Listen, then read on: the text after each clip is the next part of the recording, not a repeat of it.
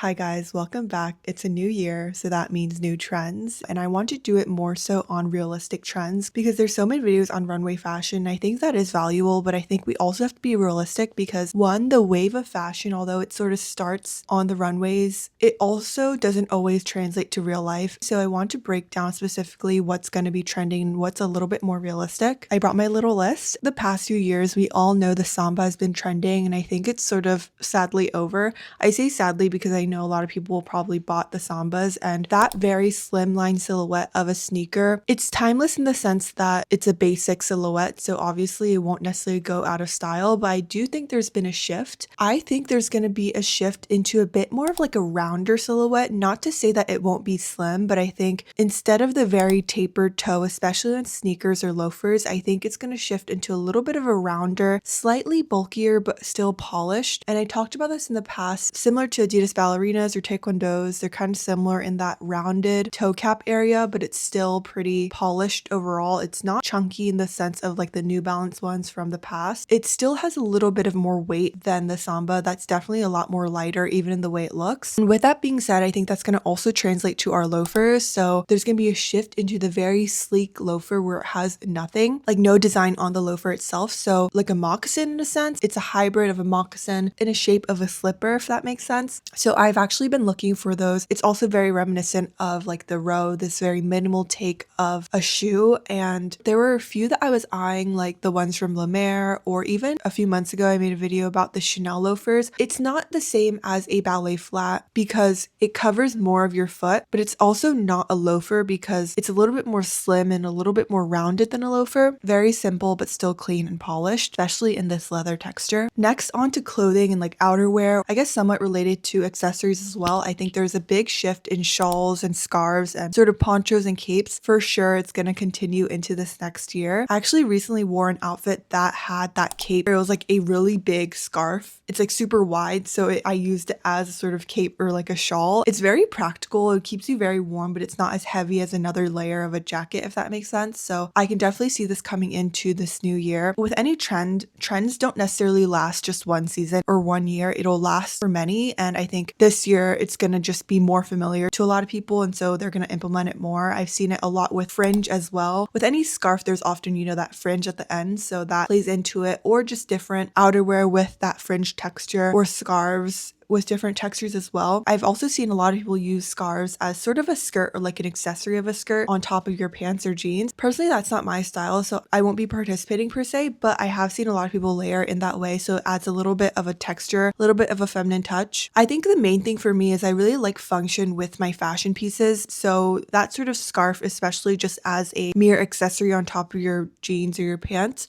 is cute, but just for me, it's not as functional, but I think it's going to be styled more with scarves and sort of pants because there have been outfits on the runway using aprons as like a styling tool or like an outfit in a layer. That's obviously something that is more digestible on the runway, is a lot more abstract and sort of out there. I think the way that'll sort of progress into real life and like more of a real take is through like the scarves as another layer. On to sort of similar to headscarves. I think headscarves were like a huge thing because just in the winter you need to keep yourself warm. The balaclavas we saw, and just headwear in general. And personally, for some reason, I think I'm drawn to hats now. I think it's become so, more regular for people to be wearing it as a styling tool. And it's also very practical to keep you warm. So I've been actually seeing a lot of those hats that are kind of just like a cap where like there's no actual rim or anything, but it's like fur, or even the ones with like that cover your ears. I think they're very cute in this sort of more like cute yet practical way to cover your head. I think it's something that would definitely be a little bit outside my comfort zone, but because of its practical function, I wouldn't be opposed to trying to style it. It's so funny how trends is something that you sort of get familiar and used to. I definitely think it's going to be something we'll be seeing. Something else I've been seeing is this flowy texture and this femininity, and I talked about last year as well, but recently I've been drawn to, and I've been seeing a lot of these long cardigans, sort of the more flowy cardigans. I feel like it's the cardigans that like in movies, the moms are always like wrapping themselves in the cardigan, like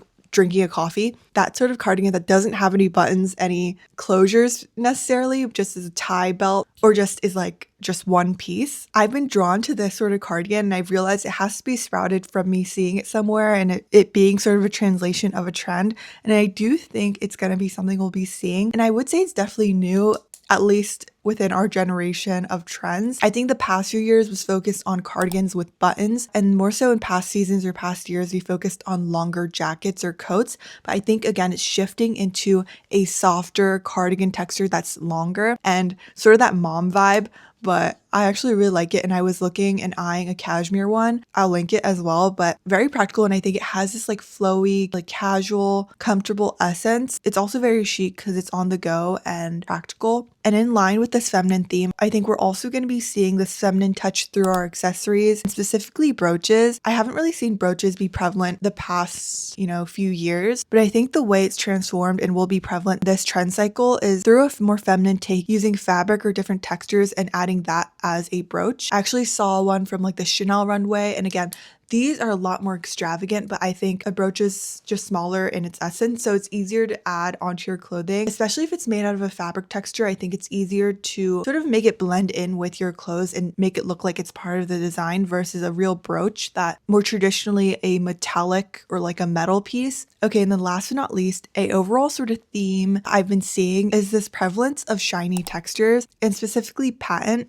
I love a good patent. I've mentioned this in my past videos, and I always think patent adds like a subtle shine to your outfits that is underrated. I feel like people rarely talk about it. Patent in general is actually pretty subtle if you style it well. I think sometimes people find it daunting because it is shiny, but in reality, you can use patent through your shoes, for example, in a minimal outfit to give yourself a little bit of shine. You can see it in bags or crossbody straps. That little patent on the strap acts as a subtle shine and a subtle textural element. Similarly, croc, like the croc texture and pattern, also has that patent shine. So I was even eyeing a bag from Totem. It's their bag that they're known for that can double as like a clutch and a crossbody bag in the croc texture, so it has that patent accent. I've also seen like jackets or like raincoats specifically. It actually protects you from the rain, but again, it has that shine from the PVC. I actually thought that was really chic. It has a function while also being a styling tool. And so those are my main sort of trends that I've been seeing in a more realistic sense, and the ones that I will actually buy into and what'll continue and sort of change from past years or seasons. But definitely let me know if I missed any that you really like and some other trends, and if you have any items specifically that you've been eyeing. I'll try to link some options of items that I've been eyeing that relates to these trends. Again, I'm pretty active on TikTok and on Instagram, so if you want to follow me on there,